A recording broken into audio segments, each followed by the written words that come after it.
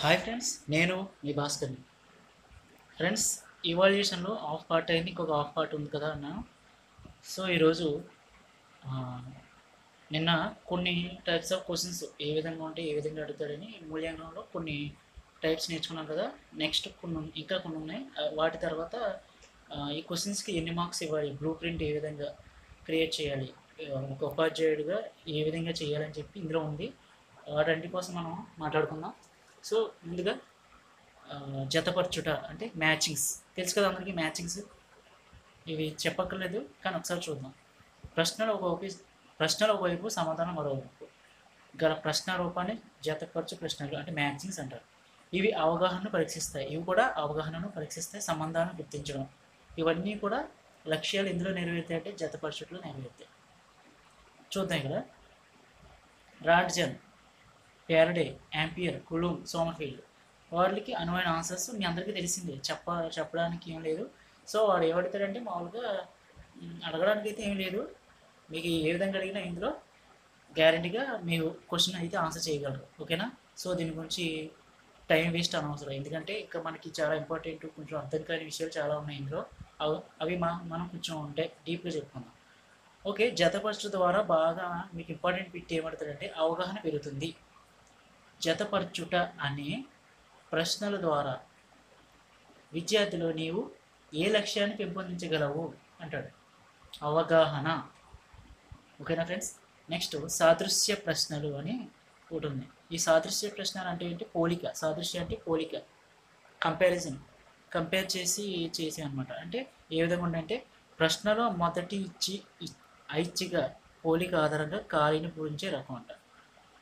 అంటే ఏంటి? రాష్ట్రపతి బాబు రాజేంద్ర ప్రసాద్. మూడోది చూద్దాం, ఇంకా రెండు వదిలేయండి, అది అర్థం కాదు మీకు. రాష్ట్రపతి బాబు రాజేంద్ర ప్రసాద్, ప్రధానమంత్రి జవహర్లాల్ నెహ్రూ. అంటే అర్థం ఏంటంటే సంబంధం అనమాట, రెండింటి మధ్య సంబంధం, పోలిక. ఇప్పుడు మొట్టమొదటి రాష్ట్రపతి ఎవరండి? ఫస్ట్లో బాబు రాజేంద్ర ప్రసాద్. మొట్టమొదటి ప్రధానమంత్రి జవహర్లాల్ నెహ్రూ. ఆ విధంగా అనమాట. అంటే క్వశ్చన్ ఇస్తాడు, ఆన్సర్ వాడు ఇస్తాడు.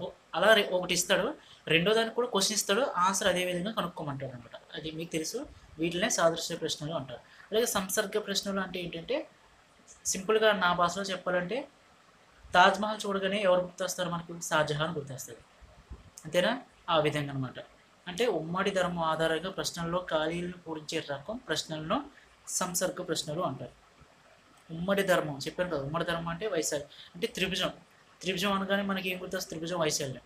లేదంటే చతురస్రం వైశాల్యం ఏ స్క్వేర్, దీర్ఘచతుర వైశాల్యం L/B, వృత్తం πr², అర్ధవృత్తం πr²/2. అంటే ఏంటి? ఒకరిని చూడగానే ఇంకొక గుర్తుకు రావడం, అంటే దాని భావం గుర్తుకు రావడం. దీన్ని సంసర్గ ప్రశ్నలు అంటారు. ఓకే, నెక్స్ట్ మాస్టర్ లిస్ట్ ప్రశ్నలు. అంటే ఏంటంటే ప్రశ్నల పైభాగంలో ఉన్న సమాధానం ప్రశ్నలకు ఎదురుగా ఉన్న ఖాళీలో పూరించే విధానం. Wait and see. ఏంటంటే ఇక్కడ చూడండి, మాస్టర్ లిస్ట్ ప్రశ్నలు అంటే ఎగ్జాంపుల్స్ ఇచ్చాడు. అంటే ఏంటి? పూర్ణ సంఖ్యల సమితి. ఓకేనా? అక్కడ ఖాళీ వదిలేసాడు. పూర్ణాంకాల సమితి, సహజ సంఖ్యా సమితి, వాస్తవ సంఖ్యా సమితి. అంటే ఏంటి? వీటిని మాస్టర్ లిస్ట్ ప్రశ్నలు అంటారు. అంటే ప్రశ్నలు పైభాగం ఉన్న సమాధానం ప్రశ్నలకు ఎదురుగా ఉన్న ఖాళీలో పూరించే ప్రశ్నలు. అంటే ఒక ప్రశ్న ఇచ్చేస్తాడు, అక్కడ డాష్ ఉండదు, ఏముండదు, జస్ట్ అలా వదిలేస్తాడు ఖాళీ అనమాట. దాన్ని మాస్టర్ లిస్ట్ ప్రశ్నలు అంటారు. ఇవన్నీ కూడా మీకు ఎలా అడుగుతాడంటే, ఇప్పుడు పూర్ణాంకాల సమితి ఉందండి, అక్కడ న్యూన బిందువు ఇచ్చేసాడు కదా. దాని తర్వాత సపోజ్ దానికి ఇన్వర్టెడ్ కామర్స్ పెట్టి ఇది ఏ రకమైన ప్రశ్నలోకి వస్తుంది అంటాడు. అర్థమైందండి? ఇవి కూడా అడగడానికి అవకాశం ఉంది. మనం వీటిలో కూడా బిట్స్ పోతే బాగోదు, కాబట్టి మనం సింపుల్ అయినా సరే ఒకసారి చూద్దాం. ఓకేనా? అలాగే నెక్స్ట్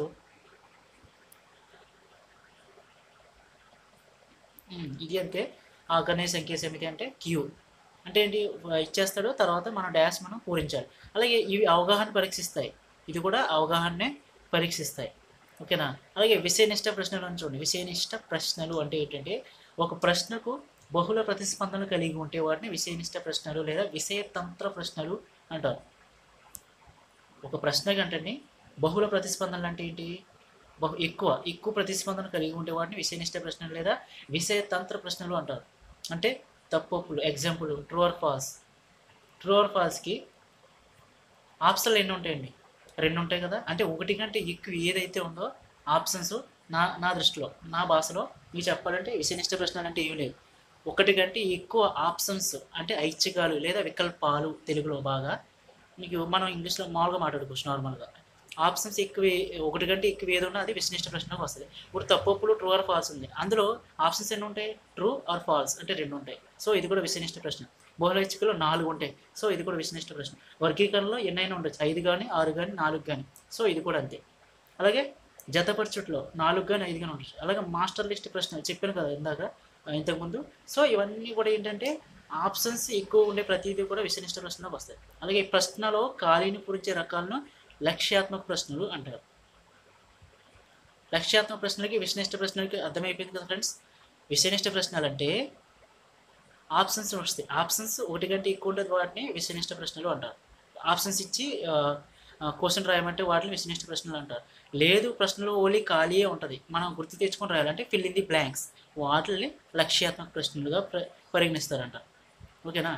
అలాగే ఖాళీలు, సాదృశ్య ప్రశ్నలు, సంసర్గ ప్రశ్నలు ఇవన్నీ అన్నమాట. ఓకేనా ఫ్రెండ్స్. అలాగే నిన్న మనం నికస అంటే అసైన్మెంట్ కోసం నేర్చుకున్నాం.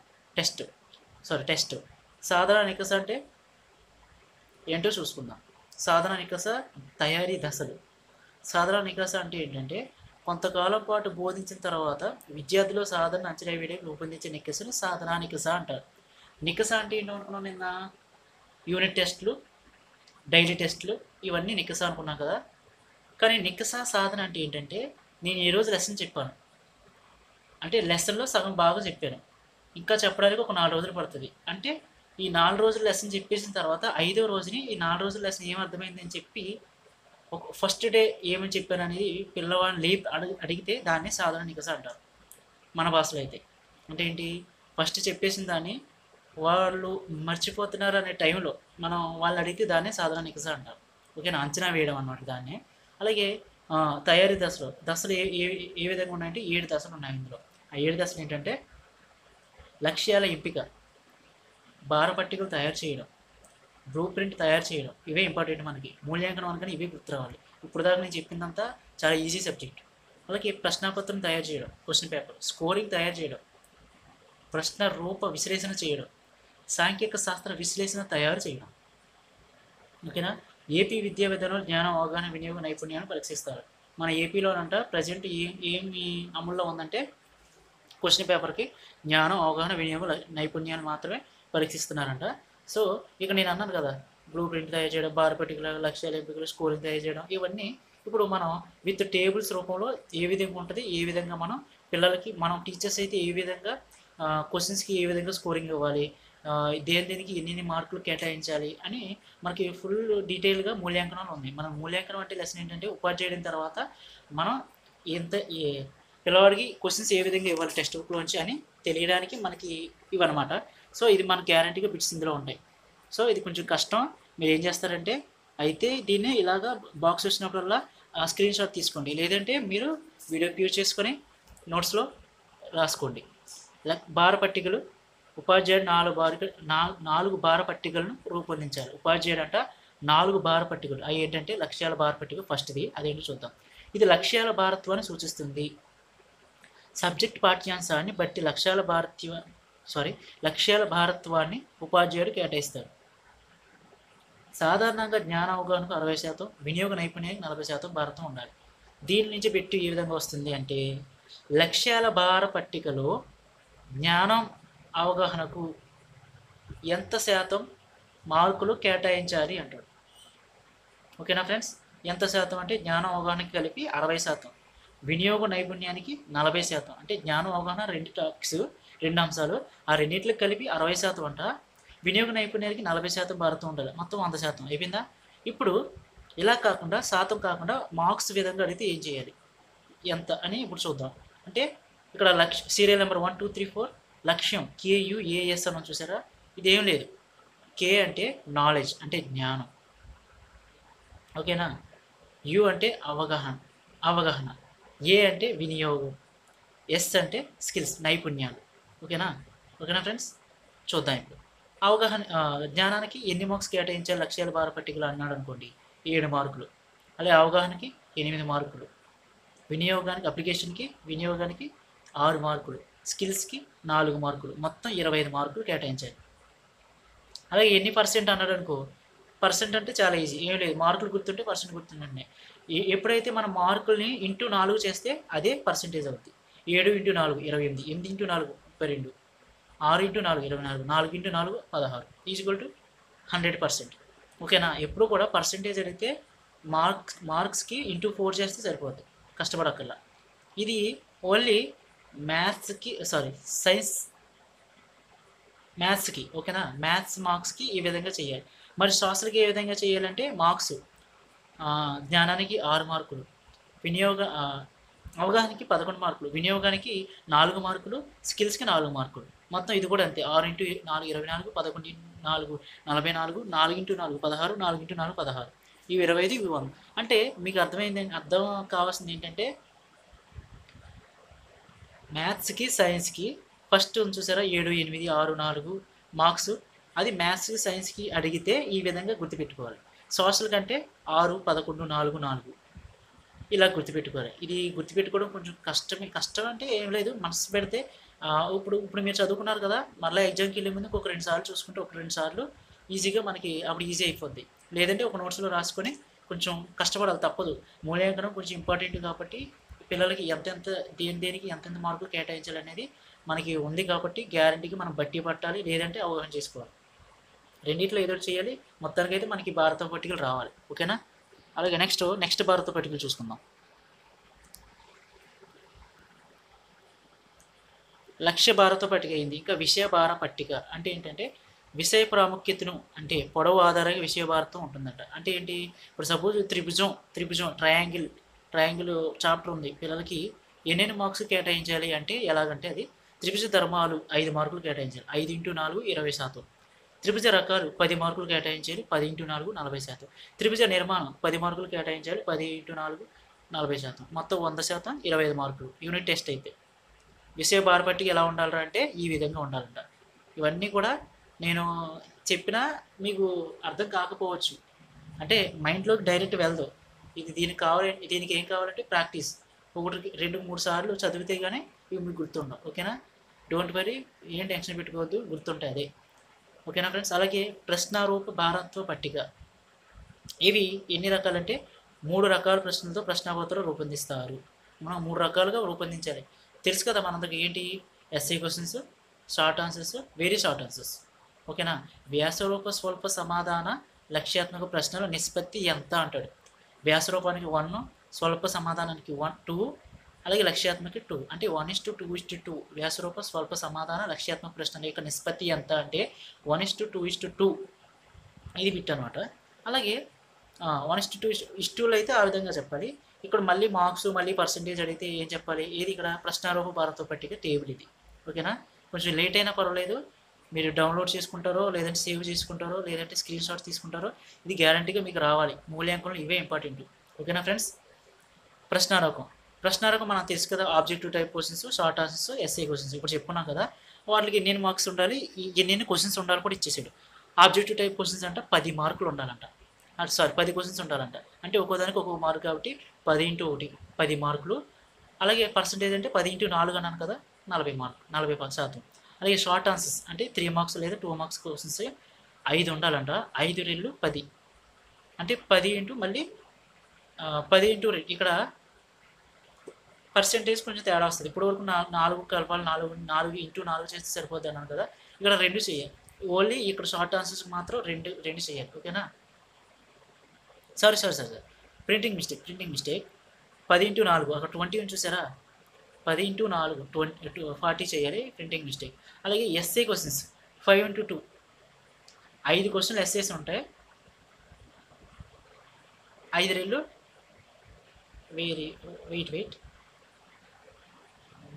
ఇది కూడా wait and see. SA answers ఇది కూడా ఒక్కో దానికి 5 మార్క్స్ ఉండాలి, 2 ఉంటాయి. సో మొత్తం పర్సంటేజ్ ఎంత అంటే 40%. ఓకేనా ఫ్రెండ్స్? 40% ఇక్కడ తప్పించాడు. సో అలాగే ఆబ్జెక్టివ్ టైప్ క్వశ్చన్స్ ఇక్కడ సైన్స్ సోషల్కి అయితే పైన విధంగా చెప్పిన విధంగా ఉంటుంది. అలాగే మ్యాథ్స్కి అయితే మళ్ళీ మ్యాథ్స్కి ఇవే కొంచెం కన్ఫ్యూజ్ అనమాట. ఇక్కడే కొంచెం కన్ఫ్యూజ్ అవుతారు. ఇంకా తర్వాత ఏముండదు. ఓకేనా? Objective type questions, SA questions, short answers, SA questions. మళ్ళీ వీటికి మ్యాథ్స్లో అడిగితే 9 క్వశ్చన్స్ ఉంటాయి. అందులో సైన్స్, మ్యాథ్స్, సోషల్ అయితే 10 క్వశ్చన్స్ ఉంటాయి. అలాగే షార్ట్ ఆన్సర్స్ సైన్స్, సోషల్ అయితే 5 క్వశ్చన్స్ ఉంటాయి. మ్యాథ్స్లో అయితే 2 క్వశ్చన్స్ ఉంటాయి. 2 into 3, 9 into 1, 2 into 5. మళ్ళీ ఎస్ఏ క్వశ్చన్స్ 2 ఉంటాయి. అక్కడ 5 ఉంటాయి. 5 2 10. ఇక్కడ 2 into 5. ఓకేనా ఫ్రెండ్స్? అలా అనమాట. ఒక్కోదానికి పర్సంటేజ్ చెప్పాను కదా, ఇంటూ 4 చేస్తే సరిపోద్ది. ఓకేనా ఫ్రెండ్స్? ఇవన్నీ కూడా మీరు గుర్తుపెట్టుకోవాలి. నేను ఎంత చెప్పినా సరే మీకు అర్థం కాదని నేను అనుకుంటున్నాను. మీరు ప్రాక్టీస్ చేయాలి. బాగా ప్రాక్టీస్ చేస్తేనే మీకు అర్థమవుతుంది. అలాగే కఠిన స్థాయి భారత పట్టిక ఏంటంటే అది 4వది ప్రశ్నాపత్రం సులభం, సాధారణ, కఠిన స్థాయి ఎంత ఉండాలి అంటాడు. ఇందులో మీకు బాగా అడిగేది ఏంటంటే క్వశ్చన్ పేపర్ తయారీలో కఠిన స్థాయి భారత పట్టికలో కఠిన నిష్పత్తి ఎంత ఉండాలి అంటాడు. 25%. ఎలా చెప్తున్నామంటే చూడండి, ఇక్కడ సులభం, సాధారణం, కఠిన నిష్పత్తి ఈజ్వల్ టు ఎంత? 25:50:25. అంటే ఏంటి? సులభం 25% ఉండాలంట, సాధారణం అంటే మీడియంగా 50% ఉండాలంట, కఠినంగా 20% ఉండాలంట. ఎందుకు ఇలా ఉండాలి అంటే మనకు నిర్వహించే టెట్, డిఎస్ ఎగ్జామ్స్ కూడా ఈ విధంగానే ఉంటాయి. ఎందుకంటారా? అందరూ ఇప్పుడు బాగా స్టఫ్కి ఇచ్చారనుకోండి, మెరిట్స్ మాత్రమే పాస్ అవుతారు, క్వాలిఫై అవుతారు. పోనీ ఈజీ నార్మల్గా ఇచ్చారనుకోండి, అందరికీ జాబ్ వచ్చేస్తాయి. కాబట్టి కొంచెం కష్టంగా ఉండాలి, కొంచెం సింపుల్గా ఉండాలి, సగం నార్మల్గా ఉండాలి. అలా అయితేనే జాబ్స్ అందరికీ, పోస్టులు అందరికీ సరిపెట్టచ్చు. నెక్స్ట్ అందరూ కూడా క్వాలిఫై అవ్వకుండా చేయొచ్చు, కొంతమంది క్వాలిఫై అయ్యే విధంగా చేయొచ్చు. అంటే ఏంటి? ఇక్కడ మన ఎగ్జామ్ నిష్పత్తులే మామూలు పిల్లలకు కూడా మనం అలాగే పెట్టాలి. ఇలాగా సులభం 25%, సాధారణం 50%, కఠినం 25%. ఓకేనా? మరి ఇక్కడ ఇస్టూలు అయితే ఇలాగా. మరి క్వశ్చన్స్కి ఎన్ని మార్క్ కేటాయించాలి? సులభం అంటే సింపుల్గా ఎన్ని మార్క్స్ ఇవ్వాలి? సింపుల్కి ఎన్ని మార్క్స్ కేటాయించాలి? మీడియంకి ఎన్ని మార్క్స్ కేటాయించాలి? కఠినానికి ఎన్ని మార్క్స్ కేటాయించాలి ఇచ్చారు ఇక్కడ. సులభానికి అంటే 6 మార్క్స్ కేటాయించాలి. 6 × 4 24. సాధారణానికి 13 మార్కులు కేటాయించాలి. కఠినానికి 6 మార్కులు కేటాయించాలి. అలాగే మొత్తం 25 మార్కులు, 100%. ఓకేనా ఫ్రెండ్స్? నెక్స్ట్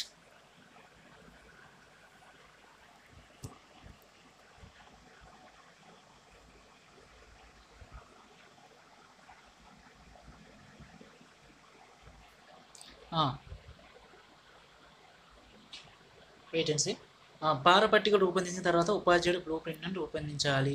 బ్లూ ప్రింట్ అన్నది త్రిదిశాత్మక పట్టిక. అంటే భారపట్టికలు రూపొందించిన తర్వాత ఉపాధ్యాయుడు ఇదంతా అయిపోయిన తర్వాత నెక్స్ట్ బ్లూ ప్రింట్ని తయారు చేసుకోవాలి. బ్లూ ప్రింట్ అంటే తెలుసు కదా, మీ అందరికీ తెలిసిందే.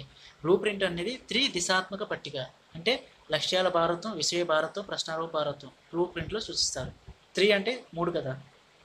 ఏంటి ఆ 3 అంటే ఇక్కడ కూడా ఇది కూడా క్వశ్చనే ఒక రకంగా అడగాలి. ఎలాగంటే బ్లూ ప్రింట్లో త్రిదిశాత్మక పట్టికలు ఏవి అంటాడు. అంటే లక్ష్యాల భారతం, విషయ భారతం, ప్రశ్నారూప భారతం వీటినే బ్లూ ప్రింట్లో సూచిస్తారు. బ్లూ ప్రింట్లో లేని అంశం కాఠిన్యత స్థాయి. ఇది కూడా ఇంపార్టెంటే. బ్లూ ప్రింట్లో లేని అంశం ఏది? కాఠిన్యత స్థాయి అంటే కఠినత్వం. ఓకేనా? నాకు తిరగట్లా. అలాగే పరీక్షలో ప్రశ్నాపత్రం సమాధానాలు వేరువేరుగా ఉంటాయి. అంతే కదా, ప్రశ్నాపత్రం ఒకలా ఉంటుందంట, సమాధానాలు వేరువేరుగా ఉంటాయి. అలాగే నికస్సులో ప్రశ్నలు, సమాధానాలు ఒకే పత్రంలో ఉంటాయి. నికస్ అంటే ఏంటి, పరీక్ష అంటే ఏంటో మీకు చెప్పుకున్నాం కాబట్టి ఈరోజు చెప్పకల్లా. ఓకేనా? అలాగే సాధారణంగా ప్రశ్నాపత్రం మొదటి ప్రాథమిక సమాచారం, సూచనలు, వ్యాసరూప ప్రశ్నలు, స్వల్ప సమాధాన ప్రశ్నలు, లక్ష్యాత్మక ప్రశ్నలు వరుస క్రమంలో రూపొందిస్తారు. ప్రశ్నాపత్రం ఎలా ఉంటుందంటే ఫస్ట్ ప్రాథమిక సమాచారం ఉంటుంది, సూచనలు ఉంటాయి. మనం ఇప్పుడు ఓఎంఆర్ షీట్ ఉందండి, ఫస్ట్ ఎలా బబ్లింగ్ చేయాలి, సగం బబ్లింగ్ చేస్తే మార్క్ ఇవ్వరు, లేదంటే బయటికి వెళ్ళిపోతే మార్క్ ఇవ్వరు అని చెప్పి మనకి సూచనలు ఉంటాయి. అలాగే పిల్లలకు కూడా ఉంటాయి. ప్రాథమిక సమాచారం ఉండాలి, సూచనలు ఉండాలి, తర్వాత ఫస్ట్ వ్యాసరూప ప్రశ్నలు ఉండాలి, తర్వాత స్వల్ప సమాధాన ప్రశ్నలు ఉండాలి, తర్వాత బిట్స్ ఉండాలి, అంటే లక్ష్యాత్మక ప్రశ్నలు ఉండాలి. సో ఇది మనకు ఆర్డర్ అనమాట. ఇది ఆర్డర్ కూడా అడుగుతాడు. సాధారణంగా ప్రశ్నాపత్రం యొక్క వరుస క్రమం ఈ క్రింది వాటిలో ఏది అంటాడు. ఓకేనా? జాగ్రత్తగా చూడండి. అలాగే 8వ చూడండి, ప్రశ్నాపత్రం రూపొందించిన ఉపాధ్యాయులే సమాధాన పత్రం కూడా రూపొందించాలి. ఓకేనా? ఒకరు క్వశ్చన్ పేపరు, ఒకరు ఆన్సర్ షీటు రూపొందించకూడదు. ఇది ఎస్ఆర్నో టైప్ క్వశ్చన్స్లో అడుగుతాడు. ఎలాగంటే ప్రశ్నాపత్రం రూపొందించిన ఉపాధ్యాయులు సమాధాన పత్రమును రూపొందించాలి, ఇది సరైనదా కాదా అన్న టైప్లో అడుగుతాడు. ఓకేనా? సరిగా చూడండి. అలాగే ప్రతి ప్రశ్నకు సంబంధించిన అన్ని వివరాలను నమోదు చేసే పత్రాన్ని ప్రశ్నారూప విశ్లేషణ అంటారు. ప్రతి ప్రశ్నకు సంబంధించిన అన్ని వివరాలను నమోదు చేసి, అంటే ఒక report type, progress report type. చేసే పత్రాన్ని ప్రశ్నారూప విశ్లేషణ అంటారు తెలుగులో. సీరియల్ నెంబర్, ప్రశ్న సంఖ్య, ప్రశ్న రూపం, లక్ష్యము, స్పష్టీకరణ, సబ్ యూనిట్ కేటాయించిన మార్కులు, సమయము, కఠిన్యత స్థాయి ఇవి ఉంటాయన్నమాట. ఇందులో ప్రశ్నారూప విశ్లేషణలో ఉంటాయి. మళ్ళీ ప్రశ్నారూప విశ్లేషణలో లేనిది అంటే సమాధానం, అంటే ఆన్సర్స్ ఉండవు. ఇవన్నీ బిట్స్ అనమాట. మీకు ప్రశ్నారూప విశ్లేషణలు అంటే ఏంటంటే చూసుకున్నాం. అందులో ఉండే అంశాలు ఏంటంటే చూసుకున్నాం. అందులో లేని అంశాలు అంటే కూడా చూసుకున్నాం. ఏంటంటే సమాధానం అనేది ఉండదు. సమాధానం అంటే ఆన్సర్స్ అనేవి ఉండవు అందులో. అలాగే ఉపాధ్యాయుడు ప్రశ్నపత్రాలను గణన చేసిన తర్వాత సాంఖ్యిక శాస్త్రం విశ్లేషణ చేయాలి. ఇందులో కేంద్రీయ మానాలను, చరశీలన మానాలను లెక్కించాలి. అంటే ఏంటి అది కూడా చూద్దాం. ఇప్పుడు ఉపాధ్యాయుడు ఫస్ట్ పట్టికలు, తర్వాత బ్లూ ప్రింట్ తర్వాత క్వశ్చన్ పేపర్ తయారు చేయాలి. క్వశ్చన్ పేపర్ తర్వాత ఆన్సర్ షీట్, ఆన్సర్ తర్వాత ఇవన్నీ వరుస క్రమాలు అనమాట. మీరు ఒకసారి మళ్ళీ జాతకు 1-2 సార్లు చూస్తే వీడియో అర్థమైపోతుంది, ఫస్ట్ అర్థం కాకపోతే. ఆ కేంద్రీయ మానాలు ఏంటో చూద్దాం. కేంద్రీయ మానాలు అంటే మీకు తెలుసు కదా, మనకి మ్యాథ్స్లో అంకగణితంలో వస్తుంది. సగటు అంచనా వేయడానికి వీటిని ఉపయోగిస్తారు. ఏంటి అంకమధ్యం, మధ్యగతం, బాహుళకం. ఓకేనా, తెలుసు కదా మీడియం ఇవన్నీ. చరశీలత మానాలు అంటే ఏంటి, విలువలు ఏ ప్రాంతంలో ఎక్కువ కేంద్రీకరించబడ్డాయో తెలుసుకుంటూ వీటిని ఉపయోగిస్తారు. అంటే వ్యాప్తి, క్రమ విచలనం, మధ్యమ విచలనం, చతుర్థాంశ విచలనం.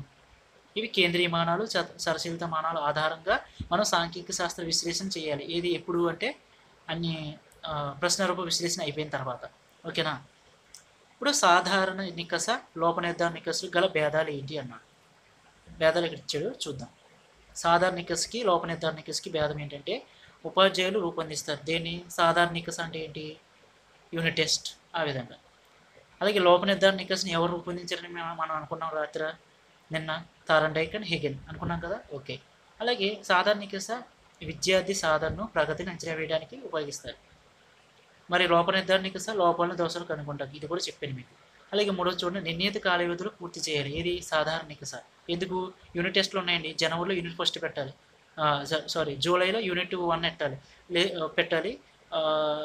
మళ్ళీ ఒక 2 నెలలు గ్యాప్ ఇచ్చి యూనిట్ 2 పెట్టాలి. అంటే ఏంటి, ఇది కాల వ్యవధిలోనే జరగాలి కదా. సో సాధారణ నికస అనేది కాల వ్యవధిలో పూర్తి చేయాలి. కాల వ్యవధి ఉండదు దేనికి, లోప నిర్ధారణ నికసకి కాల వ్యవధి ఉండదు. ఎందుకు ఉండదంటే లెసన్ చెప్పినప్పుడు మనం ఎప్పుడు పడితే ఎప్పుడు, అంటే మనం ఎప్పుడైతే లెసన్ చెప్తామో దానికి ముందు విద్యార్థిలో ఆ టాలెంట్ ఉందా లేదా, ఆ విషయం వాడికి అర్థం కావాలంటే వాళ్ళు ఏ బలహీనత, ఏ బలం ఉందనేది మనం ఎప్పుడు లెసన్ చెప్తే అప్పుడు వాడిని పరీక్షిస్తాం కాబట్టి దానికి కాల వ్యవధి అనేది ఉండదు. అలాగే వేగంపై ఆధారపడేది సాధారణ నికస. ఎందుకు వేగంపై ఎందుకు ఆధారపడుతుంది అంటే, క్వశ్చన్ పేపర్ ఇస్తావు, పిల్లలకి అసైన్మెంట్ పెడతావు, టెస్ట్ పెడతావు, యూనిట్ టెస్ట్ పెడతావు, టైం ఉంటుంది కదా. 1.5 hour, 1 hour, 2.5 hours, 3 hours, quarterly half yearly అయితే 3 అవర్స్, ఆ విధంగా అనమాట. అంటే నికసలకి వేగంపై ఆధారపడుతుంది. ఇది లోప నిర్ధారణ నికస వేగంపై ఆధారపడదు. ఎందుకు, వేగం ఒక్కలేదు దీనికి, అది ఉపాధ్యాయుల చేతిలో ఉంటుంది కాబట్టి. ఇంకా సంకలన మూల్యాంకనంలో భాగంగా చేస్తారు. ఇది సాధారణ నికస సంకలన మూల్యాంకనం చెప్పాను కదా. నేను అన్నాను కదా, పరీక్ష తల్లి అయితే దాని పిల్ల సాధారణ నికస అన్నాను కదా. సో ఇప్పుడు మీకు చెప్పగల. ఇంకా ఐదోది లోప నిర్ధారణ మూల్యాంకనంలో భాగంగా చేస్తారు. లోప నిర్ధారణ నికస లోప నిర్ధారణ మూల్యాంకనంలో భాగంగా చేస్తారు. ఓకేనా ఫ్రెండ్స్. నెక్స్ట్